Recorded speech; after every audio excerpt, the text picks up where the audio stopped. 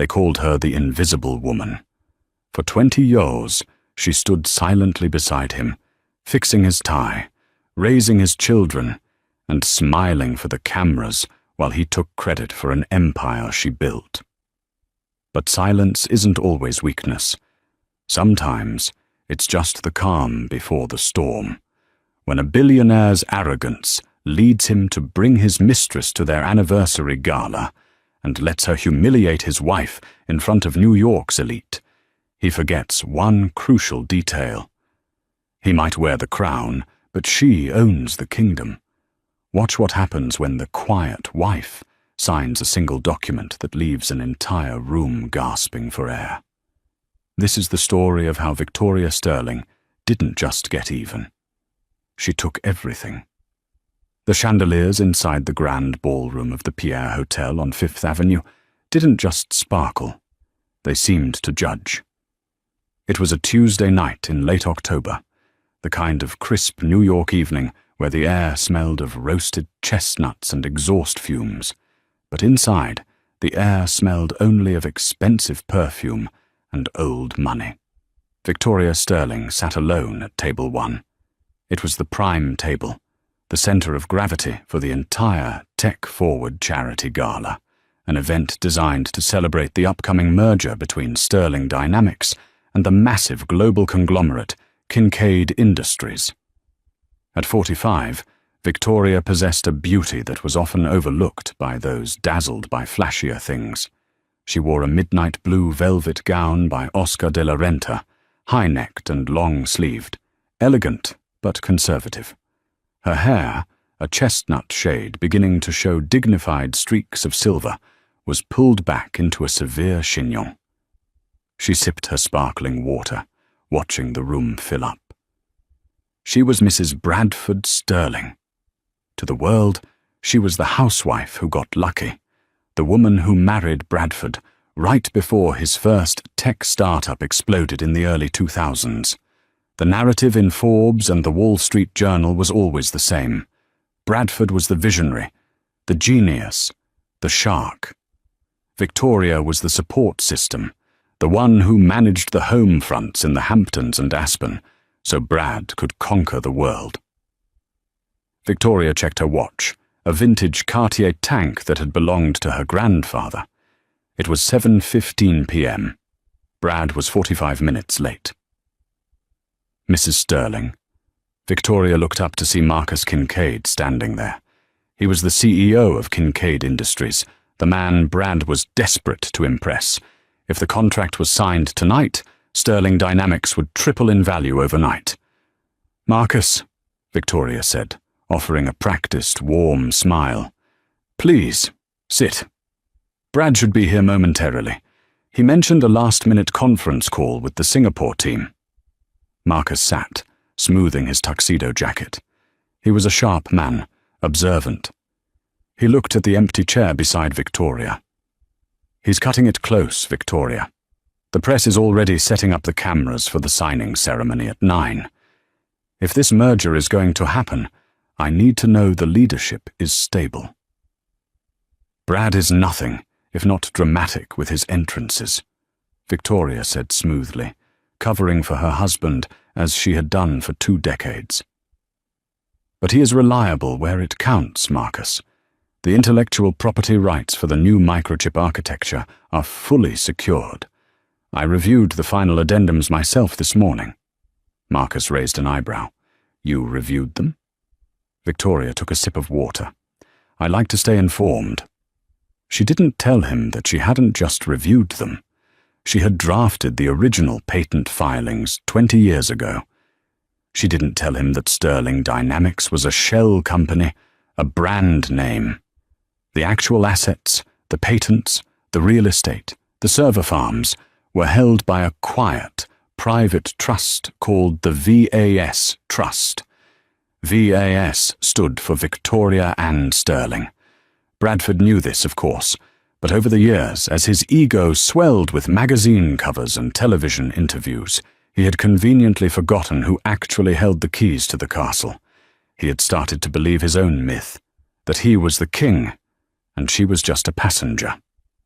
"Well," Marcus said, checking his phone. I hope he arrives soon. Rumour has it he's been distracted lately.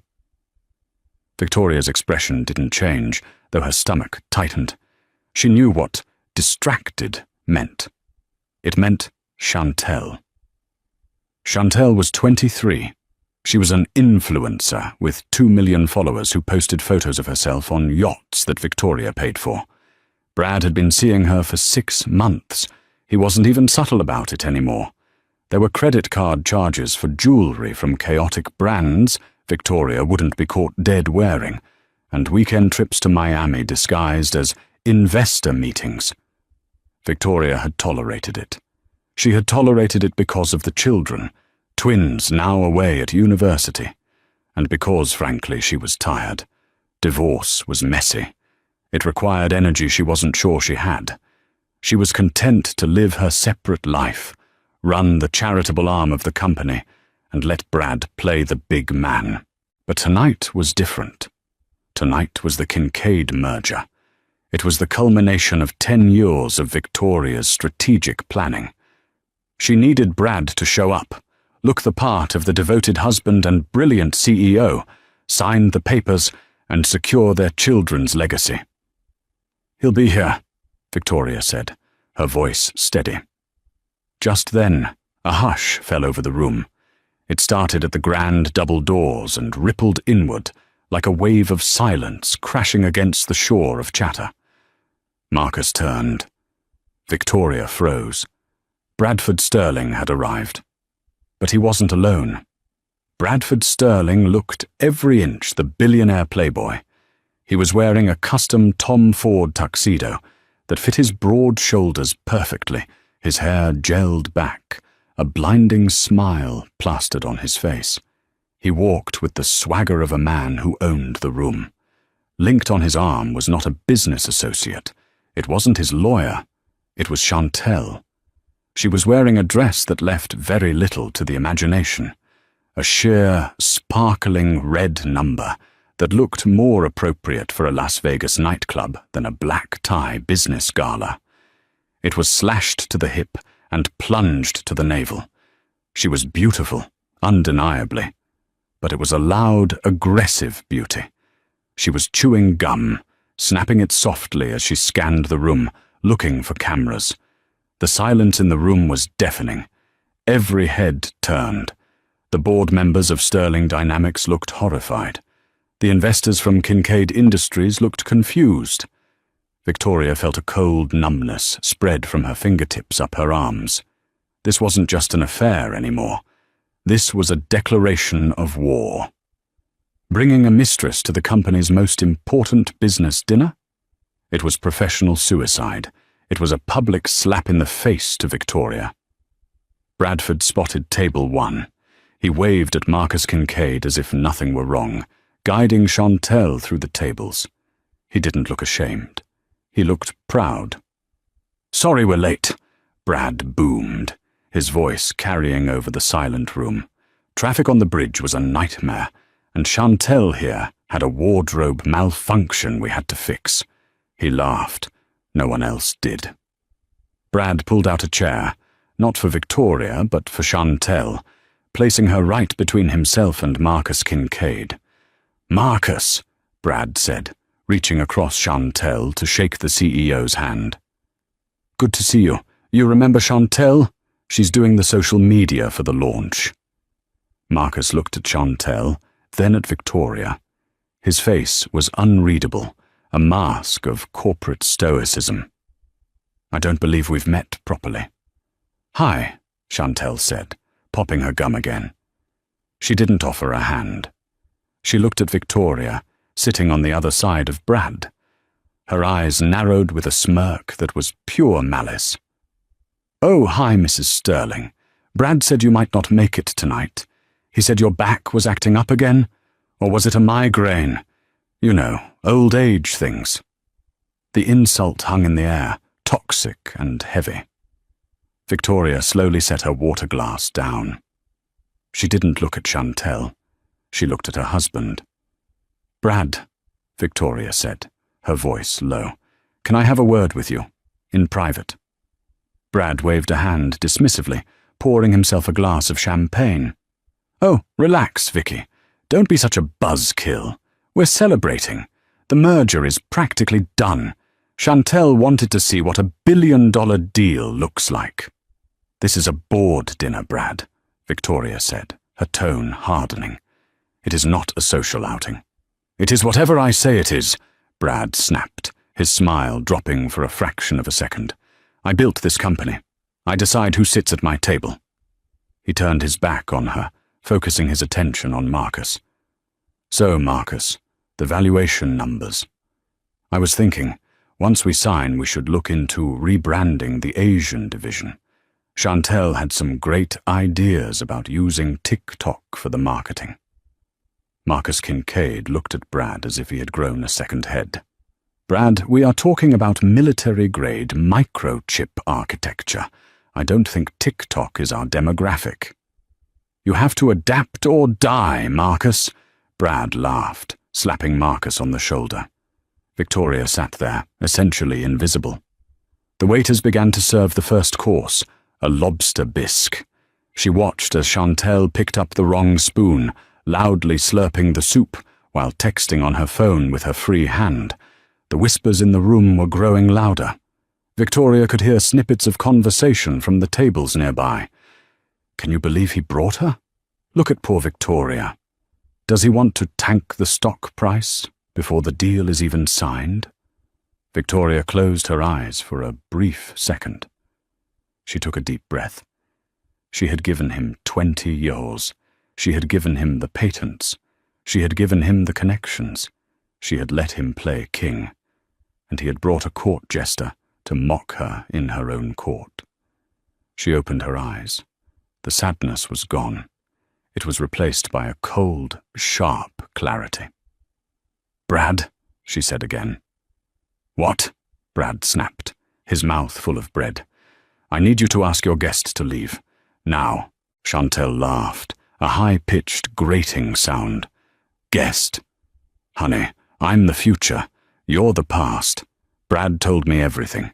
He said the only reason he hasn't served you papers yet is because he didn't want to upset you before the holidays. But since we're all here—" Chantel leaned forward, her voice dropping to a conspiratorial, mocking whisper that was loud enough for the whole table to hear. "Why don't you just go home, Vicky?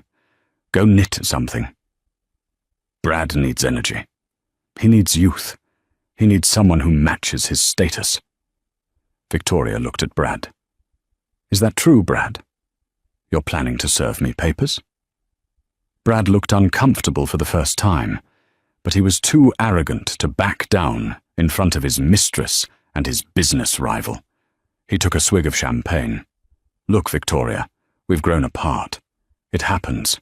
Chantel understands the new direction of the company. She inspires me. We can discuss the settlement tomorrow. But for now, don't make a scene. You're embarrassing yourself." "Embarrassing myself," Victoria thought. "Very well," Victoria said softly. She reached for her purse. For a moment, Brad looked relieved, thinking she was going to leave. But she didn't stand up. She pulled out a slim, leather-bound notebook and a fountain pen. The arrival of the main course, filet mignon with truffle reduction, was interrupted by Chantel's sudden desire for attention. She seemed to sense that the conversation was drifting back to business, a language she didn't speak. "This meat is tough," she complained loudly, dropping her fork onto the fine china with a clatter. "Brad, baby, tell them to take it back. I want sushi." "We don't have sushi, Chantel." "This is a French menu," Brad whispered, his patience fraying slightly, but he forced a smile. "Just eat the salad." "I don't want salad. I'm bored," Chantel whined. She turned her gaze back to Victoria, who was writing calmly in her notebook. "What are you writing? A diary entry?" "Dear Diary, today my husband realized he's too hot for me." Chantel grabbed a glass of red wine, a 1982 Chateau Margaux that cost more than her car, and gestured wildly. You know, you should really dress more alive. That blue makes you look like a funeral drape." "It's Oscar de la Renta," Victoria said, without looking up, continuing to write. "It's boring," Chantel scoffed. Then it happened. Whether it was accidental or a calculated move to force a reaction, no one knew for sure. But as Chantel swung her arm back, the oversized goblet of red wine tipped. A dark crimson wave splashed across the table. It missed Brad. It missed Marcus. It landed squarely on Victoria. The cold liquid soaked into the heavy velvet of her gown, staining the bodice and the lap, dripping down onto the pristine white carpet of the ballroom. The room gasped. A waiter rushed forward with a napkin.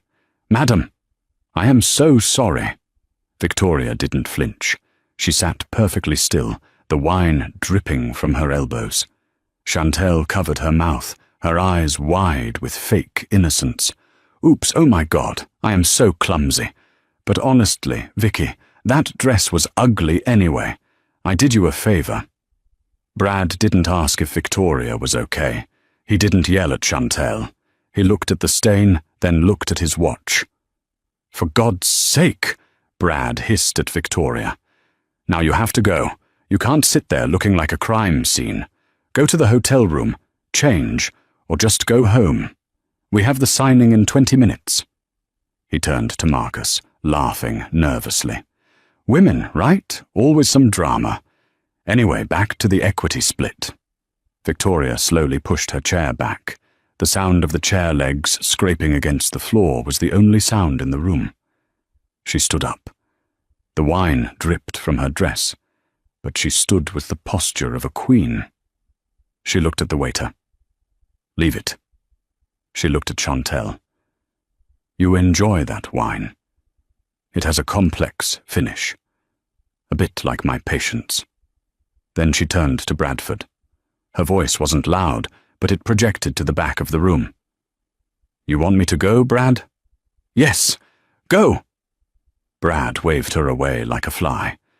"And you want to sign the Kincaid merger? You're ready to sign the contract." "I am the CEO, Victoria. I am signing the contract. Stop wasting our time." "Okay," Victoria said. She closed her notebook with a sharp snap. She walked around the table. She didn't head for the exit. She headed for the stage. "Where is she going?" Chantel asked, looking confused. "Victoria," Brad hissed. "Get down from there." Victoria walked up the stairs to the small podium where the microphone was set up for the speeches later that evening. She tapped the microphone. Thump, thump. The sound echoed through the speakers, silencing the few people who were still whispering. "Good evening, everyone," Victoria said. Her voice was calm, melodic, and terrifyingly composed. "I apologize for the interruption, and for my appearance. As you can see, we've had a little spill." She looked down at Brad, who was now standing up, his face red with anger. "My husband, Bradford Sterling, has informed me that he wishes to sign the merger contract with Kincaid Industries tonight. He has also informed me, quite publicly, that he intends to divorce me to pursue a new future with his associate, Miss Chantel." The crowd murmured.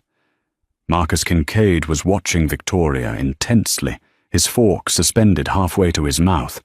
"However," Victoria continued, "there seems to be a slight administrative error that Bradford has overlooked in his excitement."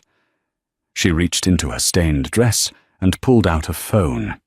She dialed a number and held the phone up to the microphone. It rang once, twice. "Hello?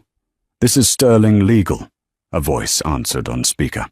It was Mr. Henderson, the company's chief corporate counsel. "Henderson," Victoria said. "This is Victoria." "Mrs. Sterling, is everything all right?" "No, Henderson. It appears we have a breach of the morality clause in the primary trust agreement. Also, I am enacting Article 4, Section B of the Sterling Holdings Charter." Bradford froze. His face went pale. He knew those words. He hadn't heard them in 20 years, but he knew them. Article 4? Henderson's voice sounded shaky. Mrs. Sterling, that freezes all assets, that revokes the operational license of the subsidiary. Are you sure? I am sure, Victoria said, her eyes locked on Brad's. Effective immediately. Please revoke the signatory powers of the current CEO of Sterling Dynamics and cancel the lease on the headquarters. I believe the VAS Trust has other plans for that building. Understood. Initiating protocol now, Henderson said. Victoria hung up. She looked at the crowd. I am sorry to spoil the party, but unfortunately, there will be no merger tonight. Sterling Dynamics no longer has a CEO, nor does it have a building to operate out of. In fact, as of 30 seconds ago, Sterling Dynamics is technically insolvent. She looked at Marcus Kincaid. Marcus, I apologize for the inconvenience, but you cannot merge with a company that doesn't exist. She looked down at Brad. He was trembling. Chantel was looking at him, confused. Brad, what does she mean? What is she talking about?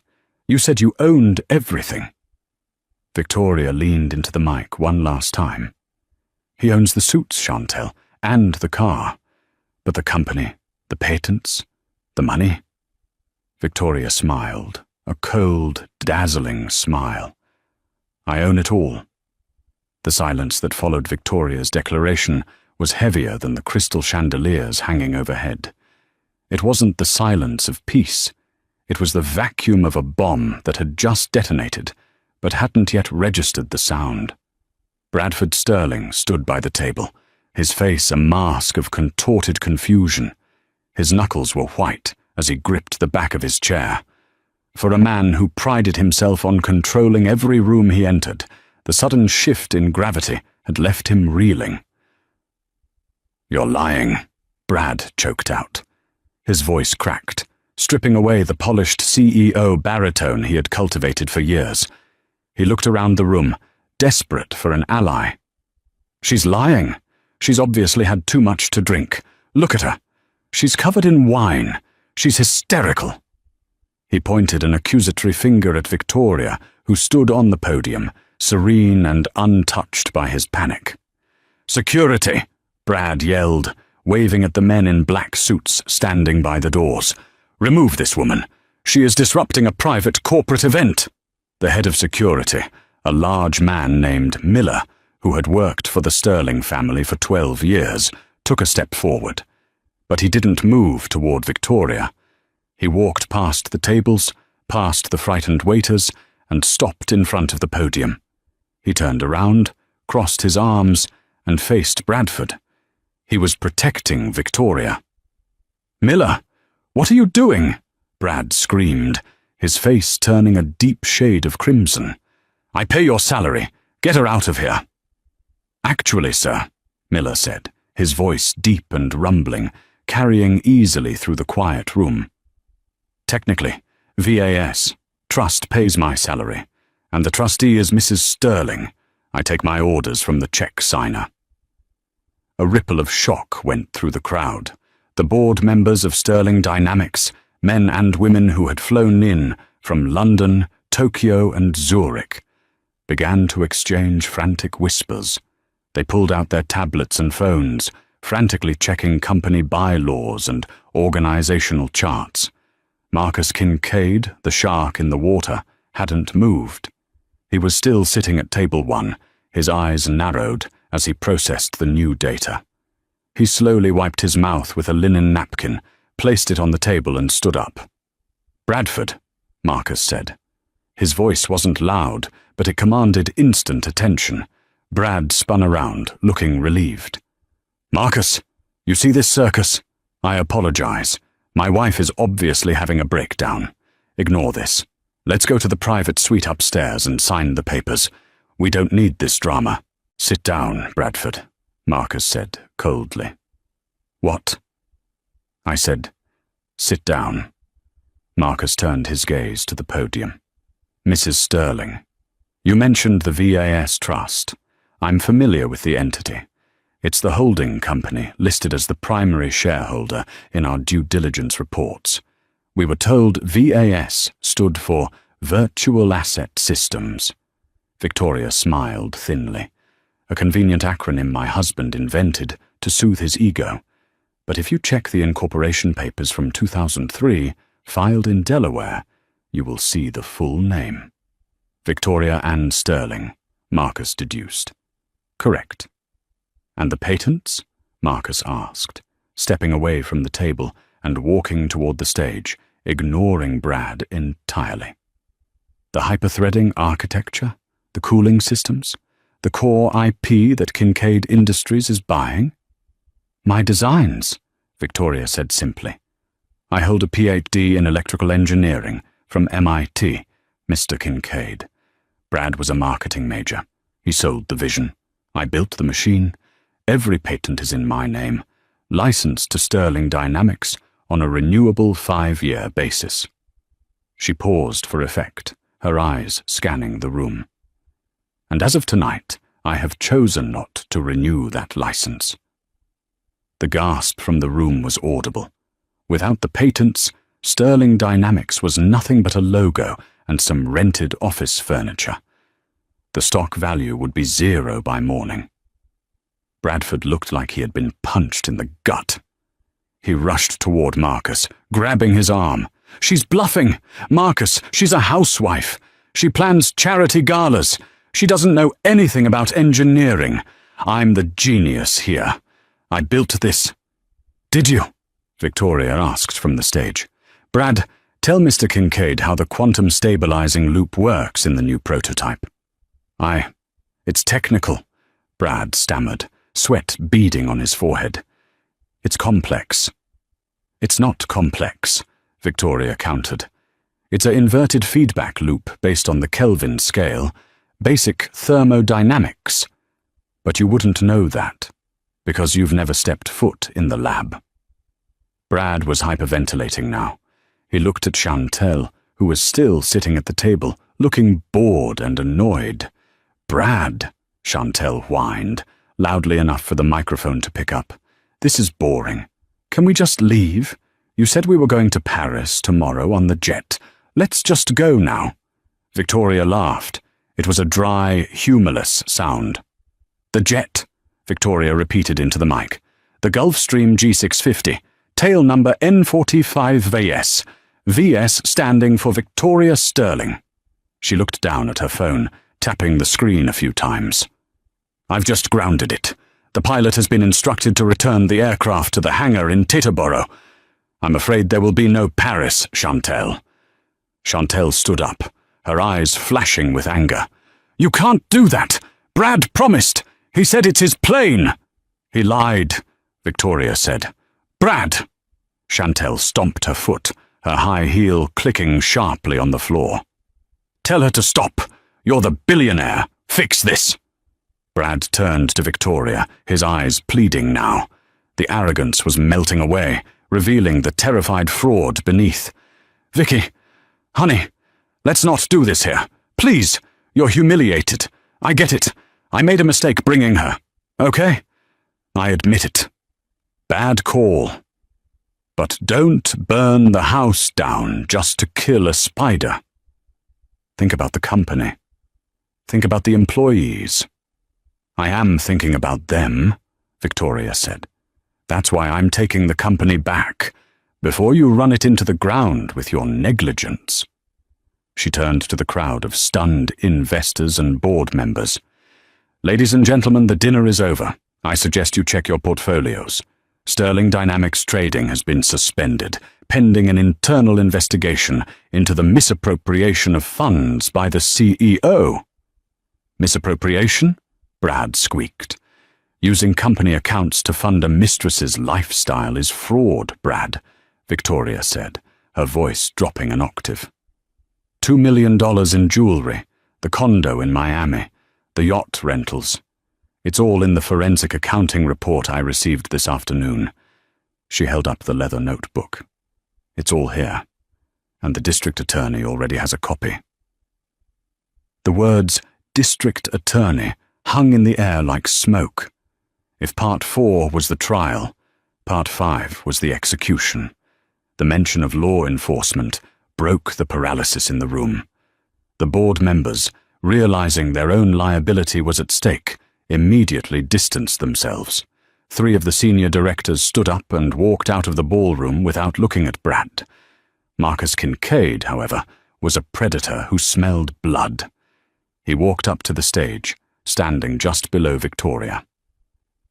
"Mrs. Sterling," Marcus said, his voice respectful. "If you own the IP and you control the trust, then my business is with you, not him." He gestured vaguely behind him at Brad, dismissing the man who had been his equal 5 minutes ago, as if he were a waiter. "We can discuss terms," Victoria replied, looking down at him. "But the price has gone up, and the name on the building changes." "I'm listening," Marcus said. Behind them, the reality was crashing down on Bradford Sterling. He pulled out his phone, frantically trying to access his banking app. "Access denied," he muttered, staring at the screen. He tried another account. "Account frozen." He looked up, his eyes wild. "Vicky, you froze the joint accounts? How am I supposed to—" "I have bills. I have the mortgage on the penthouse." "The penthouse is in the trust," Victoria reminded him from the stage. "And I've changed the locks. Your things have been packed. They are currently being delivered to the Motel 6 on the Jersey Turnpike. I prepaid for 3 nights. I'm not cruel."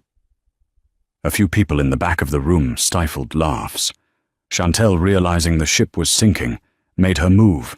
She looked at Brad, who was sweating through his Tom Ford tuxedo, looking aged and pathetic. She looked at Victoria, who stood like a statue of justice. Then she looked at Marcus Kincaid. "So," Chantel said, stepping toward Marcus, flipping her hair. "You're the new boss?" "I'm Chantel. I have a lot of followers. Maybe I could help Kincaid Industries with their branding?" She reached out to touch Marcus's arm. Marcus recoiled as if she were radioactive. "Don't touch me." He turned to security. "Please escort this woman out. She's trespassing." "Trespassing?" Chantel shrieked. "I'm the guest of honor." "You're a liability," Marcus said coldly. 2 security guards moved in. Chantel screamed, grabbing her purse. "Brad, do something! You coward! You said you were the King of New York!" Brad didn't answer. He was staring at his phone, watching his life dissolve in real-time notifications. Alert: Corporate Amex declined. Alert: Tesla lease voided. Alert: Club membership suspended. Chantel was dragged out, cursing and screaming, her red dress flashing as she kicked at the guards. The doors slammed shut behind her, cutting off her voice. Now it was just Brad. He looked small. The grand ballroom, with its high ceilings and gold leaf trim, seemed to swallow him whole. He looked at the table where he had sat so arrogantly just 20 minutes ago. The spilled wine on the white tablecloth looked like a wound. He looked up at Victoria. "Vicky," he whispered, "we've been married 22 years. Doesn't that mean anything?" Victoria walked down the stairs of the stage. The crowd parted for her like the Red Sea. She walked until she was standing toe-to-toe with him. She smelled of the expensive wine he had allowed his mistress to spill on her. "It meant everything to me, Brad," she said softly. "I built you. I supported you. I raised our children while you played golf and chased skirts. I stayed silent when you took credit for my work, because I loved you, and I wanted you to feel important." She reached out and straightened his bow tie, a habit she had performed 1,000 times. "But you broke the one rule," she said. "You brought her into my house. You humiliated me in front of my peers. You mistook my silence for submission." She patted his chest, right over his heart. "You wanted a trophy wife, Brad, but you forgot to check if the trophy was loaded." She stepped back. "I want a divorce. My lawyers will be in touch. In the meantime, you have no access to company grounds. You have no car. You have no home. I suggest you start walking. It's a long way to New Jersey." Brad looked around. No one would meet his eyes. The tech giants, the politicians, the bankers, they all looked away. He was radioactive. "Marcus!" Brad tried one last time. Marcus didn't even look up from his phone. "I'm busy, Mr. Sterling. I'm negotiating a merger with the owner of the company." Bradford Sterling, the man who had been on the cover of Time magazine just last month, let out a sob. It was a pathetic, broken sound. He turned and began the long walk to the exit. His shoulders were slumped, his gait shuffling. He didn't look like a billionaire anymore. He looked like exactly what he was, a man who had lost everything because he didn't appreciate what he had. As the doors closed behind him, the room remained silent for a heartbeat. Then Victoria Sterling turned to the head waiter. "I believe," she said, her voice clear and steady, "that we ordered dessert, and please bring a fresh bottle of wine. I find myself in a celebratory mood." For a second, no one moved. Then Marcus Kincaid began to clap. It started slow. Clap, clap, clap. Then the board members joined in. Then the investors. Then the waiters. Within 10 seconds, the entire ballroom was on its feet, giving a standing ovation to the woman in the wine-stained blue dress. Victoria didn't bow. She simply nodded, walked back to table 1, and sat down in the CEO's chair. But the story wasn't over. As the applause died down, a man in a grey suit entered the room from a side door. He wasn't a waiter. He wasn't a guest. He was carrying a briefcase, and he looked grim. He walked straight to Victoria's table. "Mrs. Sterling?" the man asked. "Yes." "I'm Agent Reynolds, FBI, Financial Crimes Division," he said, flashing a badge. "We received your tip about the embezzlement. We're grateful. But there's a complication." Victoria frowned. "What complication?" "I gave you all the evidence on Bradford." "It's not about Bradford," the agent said, lowering his voice. "The forensic audit you sent over, it flagged something else. Something buried deep in the Kincaid Industries merger files." Victoria froze. She looked at Marcus Kincaid, who was sitting right next to her. Marcus had stopped smiling. His hand was slowly moving toward the steak knife on the table. "It seems," the agent continued, watching Marcus closely, "that Mr. Sterling wasn't the only one cooking the books. Kincaid Industries is a Ponzi scheme, and they were using this merger to cover up a $4 billion deficit." Victoria's eyes widened. She had just destroyed her husband to save her company, only to hand it over to a bigger monster. The twist had just twisted again. The atmosphere in the grand ballroom had shifted from a wedding reception to a crime thriller in the span of a single breath. The air was thick with tension, the kind that makes the hair on the back of your neck stand up. Marcus Kincaid, the titan of industry, the man whose face graced the cover of Fortune magazine as the visionary of the decade, sat frozen. His hand, which had been inching toward the serrated steak knife, hovered tremulously over the tablecloth. Agent Reynolds stepped closer, his hand resting instinctively near his holster inside his jacket. "Mr. Kincaid, keep your hands where I can see them." Marcus slowly retracted his hand. He looked at the FBI agent, then at the stunned crowd, and finally his gaze landed on Victoria. A slow, venomous smile spread across his face. It wasn't the smile of a defeated man. It was the smile of a gambler who had one card left to play. "You think you're clever, don't you, Victoria?" Marcus said, his voice smooth as silk, despite the impending doom. He picked up his wine glass and took a leisurely sip. "You took down your husband. Bravo. But you don't understand how the game is played at my level." "Enlighten me," Victoria said, crossing her arms. She didn't flinch.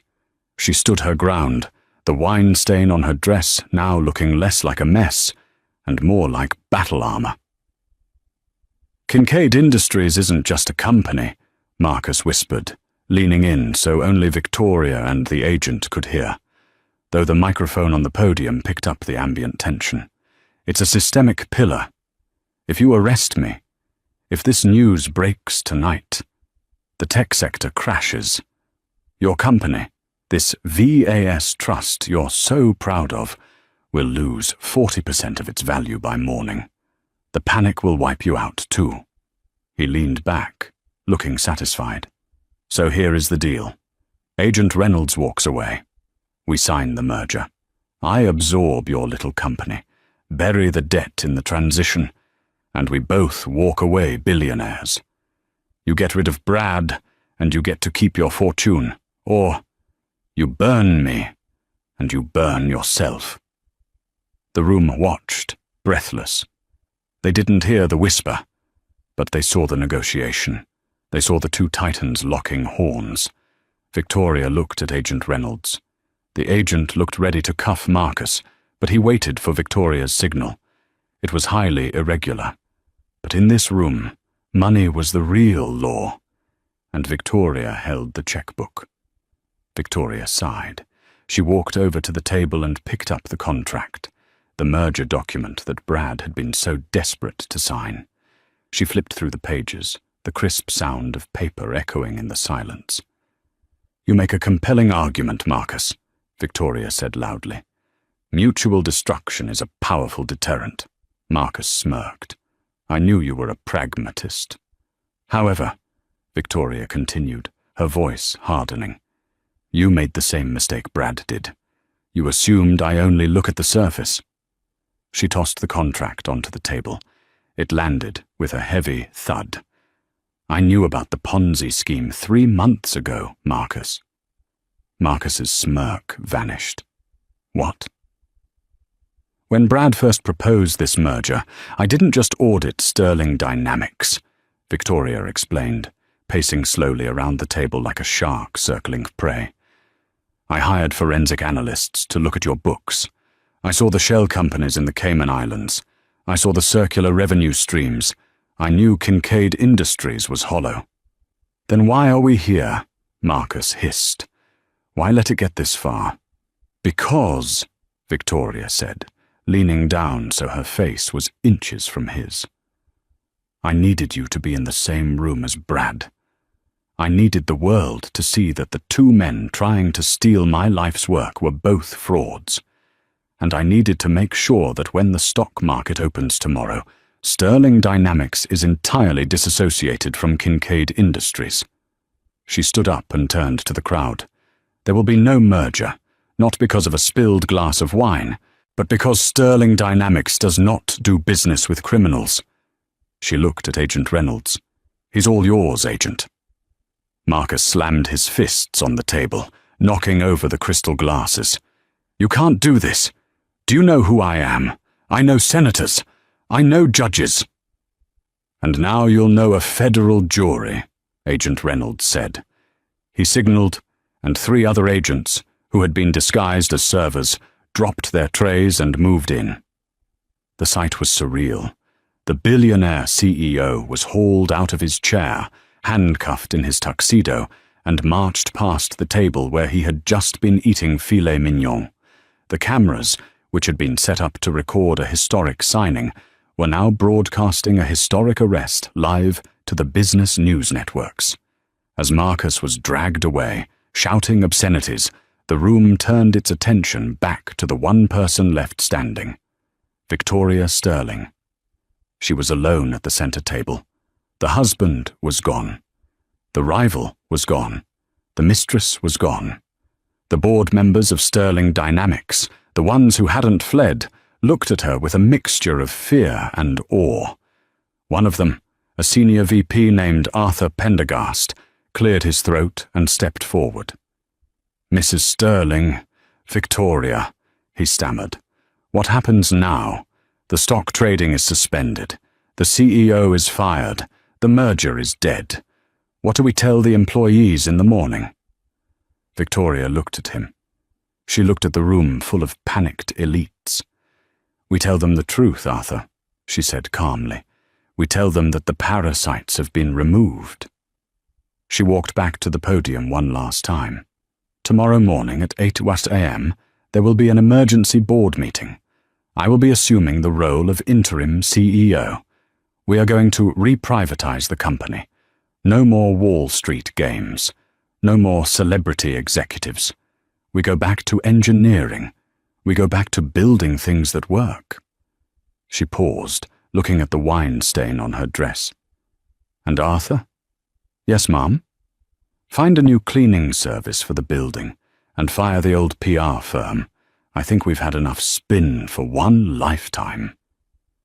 Victoria stepped down from the stage. She picked up her clutch. She didn't look back at the wreckage of the dinner. She walked toward the exit, her head high. As she passed the security guard, Miller, he opened the door for her. "Car is waiting, Mrs. Sterling," Miller said with a genuine smile. "I had them bring the rolls, not the limo. Thought you might prefer to drive yourself." Victoria smiled, a real, warm smile for the first time that night. "Thank you, Miller. You know me too well." 3 months later, the rain in New Jersey was not like the rain in Manhattan. In the city, rain against the windows of a penthouse sounded like jazz, rhythmic, distant, atmospheric. Here, off exit 13 of the turnpike, the rain sounded like gravel being thrown against cheap aluminum siding. It was a relentless, aggressive drumming that made sleep impossible. Bradford Sterling sat on the edge of the sagging mattress in room 14 of the Sleepy's Motel. The room smelled of stale cigarette smoke, lemon-scented industrial cleaner, and despair. The neon sign outside, a buzzing red "No Vacancy," flickered rhythmically, casting a sickly, intermittent glow across his face. He looked at his hands. They were shaking. The manicured fingernails were gone, replaced by jagged edges he had bitten down in anxiety. The gold Rolex was gone, sold to a pawn shop in Newark 3 weeks ago to pay for a retainer on a lawyer who had eventually quit when the checks bounced. Brad pulled a prepaid burner phone from the pocket of his thrift store windbreaker. It was a cheap plastic device, a far cry from the titanium-encased smartphone that used to organize his empire. He stared at the screen, his thumb hovering over a number he had dialed 15 times in the last hour. He pressed send. "What?" The voice on the other end was sharp, impatient. Background noise, clinking glasses, loud bass music filtered through the speaker. "Chantel?" Brad's voice was raspy. He had developed a persistent cough from the drafty motel window, and he couldn't afford a prescription. "It's me. Don't hang up, please." "Oh my God," Chantel groaned. He could hear her moving away from the noise, a door closing somewhere. "Brad, I told you to stop calling me. I'm at a launch party, a real party. I need help, Chantel," Brad pleaded, the desperation leaking out of him like oil from a broken engine. "The freeze on my personal assets is absolute. The feds took the Jaguar yesterday. They found where I had it parked in storage. I have nothing left. I just need a loan.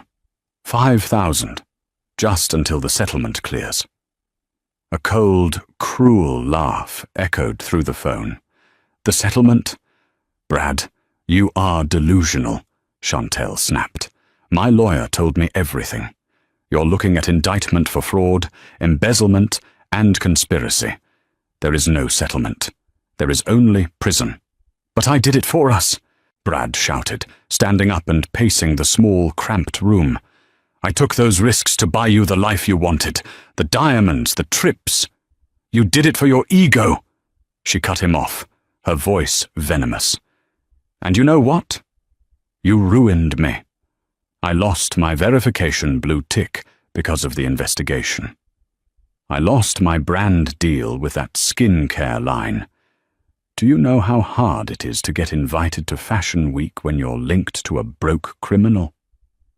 I'm still Bradford Sterling, he insisted, though his voice cracked on the name. No, Chantel corrected him. You're a ghost. And by the way, I'm seeing someone else. He's a producer for Netflix. He's doing a documentary about corporate downfalls. Maybe I'll tell him about you. Click. The line went dead. Brad stared at the phone in disbelief. A scream built up in his throat, a primal sound of rage and loss, and he hurled the phone across the room. It smashed against the wall, the plastic casing shattering, the battery skittering under the radiator. Silence returned to the room, save for the buzzing neon sign. He couldn't stay here. The walls were closing in. He grabbed his coat, a generic grey raincoat that was 2 sizes too big, and walked out into the storm. He didn't have a car anymore. He walked along the side of the highway, the freezing rain stinging his face. Trucks roared past, splashing him with dirty, oily water. He kept his head down, trudging forward with no destination in mind, just a need to move. A mile down the road, near the entrance to the Lincoln Tunnel, a massive digital billboard lit up the night sky. It cycled through advertisements for insurance and soda, but then it stopped on an image that made Brad freeze in his tracks. It was a picture of a woman. She was standing in a white, architectural power suit, her arms crossed confidently. A sleek, modern bob framing a face that looked radiant, intelligent, and fiercely capable. The text underneath read, "Sterling Innovations. The future is engineered." CEO, Dr. Victoria Sterling. Brad stood in the mud, water dripping off his nose, staring up at his wife. She looked 10 years younger than the woman he had ignored at the dinner table. She didn't look like a victim. She looked like a queen who had finally ascended to her throne. A bitter realization clawed at his chest. He had spent 20 years thinking he was the sun, and she was just a moon reflecting his light. But standing there in the cold, he realized he had never been the light source. He had just been the object blocking her view. He needed to see her. He didn't know why. Maybe to beg? Maybe to yell? Maybe just to see if she was real. 1 hour later, Manhattan. The lobby of the Sterling Tower had been transformed. The dark, oppressive marble and gold leaf that Brad had installed in 2010 were gone. In its place was a sleek, minimalist design of white stone, living green walls, and warm, ambient lighting. It breathed success. It breathed transparency. Bradford Sterling pushed through the revolving doors, dripping wet. He looked like a drowned rat. His shoes squeaked loudly on the pristine floor. The receptionist was new. She was young, sharp, and didn't look up from her screen as he approached. "Can I help you, sir?" she asked, her tone polite but guarded. She likely saw a homeless man seeking shelter from the rain. "I am Bradford Sterling," he announced, trying to summon the baritone command he used to wield. But his voice was thin, weakened by the cold. "I need to see Victoria. The CEO. The receptionist paused. She typed something into her computer, then looked up at him with a mixture of confusion and pity. She didn't recognize him from the magazines. She only saw a wet, shivering man claiming to be the former owner. "1 moment, sir," she said. She picked up the phone. 40 floors above. Victoria Sterling sat at her desk, a vast expanse of tempered glass and brushed steel. The city lights of Manhattan stretched out behind her, a glittering tapestry of ambition.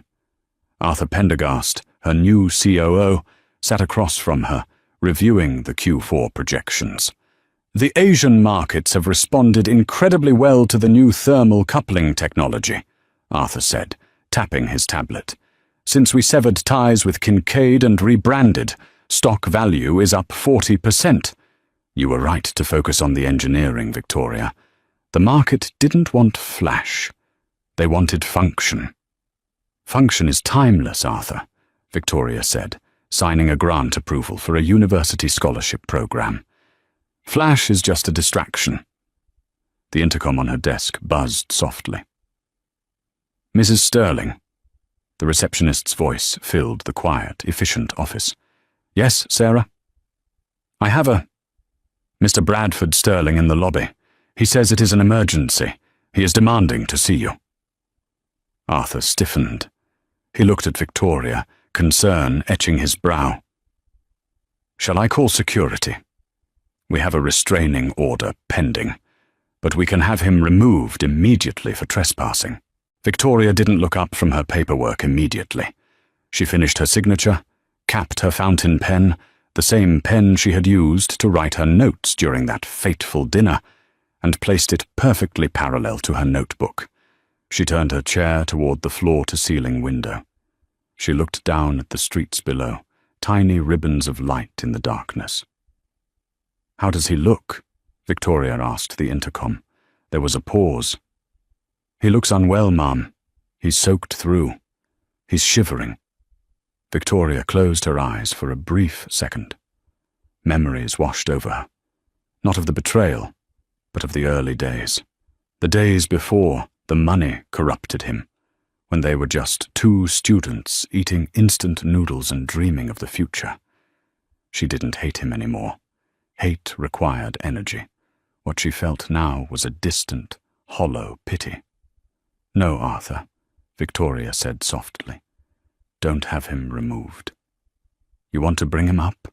Arthur asked, shocked. Absolutely not, Victoria replied, turning back to the desk. Her eyes were clear, devoid of malice, but firm as steel. He doesn't belong on this floor. This floor is for people who work. She pressed the intercom button. Sarah? Yes, Mrs. Sterling? Tell Mr. Sterling that I am currently in a meeting with our investors and cannot be disturbed. Tell him that if he has legal matters to discuss, he can contact the firm of Heavy, Weighty and Stone. Understood, Ma'am. I'll send him away. Wait, Victoria added. She glanced at the coat rack in the corner of her office. It's pouring outside, isn't it? Yes, it's a torrential downpour. Give him an umbrella, Victoria said. Give him one of the company umbrellas from the guest closet, the black ones with the new logo. Arthur looked at her, confused. Just an umbrella? Victoria offered a small, sad smile. He hates the rain, Arthur. He always complained that it ruined his Italian loafers. Let's not be cruel. Back in the lobby, Bradford stood by the security desk, his heart pounding. He watched the receptionist hang up the phone. He straightened his spine, preparing to be summoned up to the penthouse. He was ready to beg, ready to promise her anything if she would just stop the legal hounds, just give him a small allowance, just let him back into the warmth. The receptionist walked around the desk. She was carrying a long, sleek black umbrella. She stopped in front of him. She didn't invite him in. She extended the umbrella. Mrs. Sterling is unavailable, sir, the receptionist said gently. She said you are welcome to contact her legal team during business hours, but she wanted you to have this. Brad stared at the umbrella. He took it. His hands were numb. She won't see me, he whispered. No, sir. Please, you'll have to clear the lobby. We're locking the main doors in 5 minutes. A security guard, a large man named Miller, who Brad vaguely recognized from the old days, stepped forward. Miller didn't look angry. He looked sad. He opened the glass door for Brad. Take care of yourself, Mr. Sterling, Miller said quietly. Bradford turned and walked back out into the night. The door hissed shut behind him, sealing off the warmth, the smell of expensive coffee, and the hum of success. He stood on the sidewalk and clicked the button on the umbrella. It sprang open with a crisp snap. It was a high-quality canopy, sturdy against the wind. He looked up at the fabric. There, printed in white silk screen, was the new logo. Victoria's logo. He was standing under her protection, shielded by her charity, holding an object that bore her name. He looked up at the tower one last time. The lights on the 40th floor were blazing bright, a beacon in the storm. He realized then that the building had never been his. The money had never been his. Even his own comfort now, this small dry circle in the rain, was hers to give. He gripped the handle, turned his back on the empire he had lost, and began the long walk back to the bus station. Up above, Victoria watched the small black circle move away, blending into the sea of traffic and shadows. She watched until he was gone, until he was just another anonymous figure in the city. Then she took a deep breath, filling her lungs with the clean, conditioned air of her office. She felt lighter. The final thread was cut. "Arthur," she said, turning back to the room, her voice strong and vibrant. "Yes, Victoria? Let's go over the designs for the renewable energy grid. I have some ideas on how to make it more efficient." "Right away," Arthur said, smiling. Victoria picked up her pen. The past was outside in the rain. The future was on her desk, and she was ready to write it. And that is how the story of Bradford Sterling ends. Not with a bang, but with a walk in the rain, under an umbrella provided by the woman he underestimated. Victoria Sterling teaches us a powerful lesson about dignity. Revenge doesn't always have to be loud. Sometimes, the greatest revenge is simply outgrowing the people who tried to keep you small. While Brad was left with nothing but his regrets, Victoria reclaimed her name, her company, and most importantly, her peace. She proved that when you build your foundation on your own skills and intelligence, no one can tear it down. What did you think of Victoria's final gesture? Was the umbrella an act of kindness, or the ultimate power move? Let me know in the comments below. If you enjoyed this story of justice and redemption, please hit that like button. It helps the channel so much. Share this with a friend who needs a reminder of their own worth, and don't forget to subscribe and ring the bell so you never miss a story. Stay strong, and I'll see you in the next video.